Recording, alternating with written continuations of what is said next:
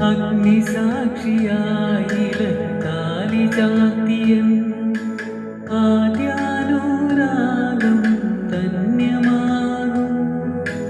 മന്ത്രകോടിയിൽ ഞാൻ മൂടി നിൽക്കവേ ആദ്യാഭിലാഷം സഫലമാകും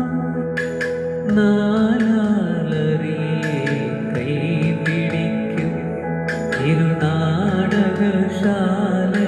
ചേർന്നു നിൽക്കും നാലാലറിയെ കൈപിടിക്കും ഇരുനാടകശാലയിൽ ചേർന്നു നിൽക്കും യമുനാ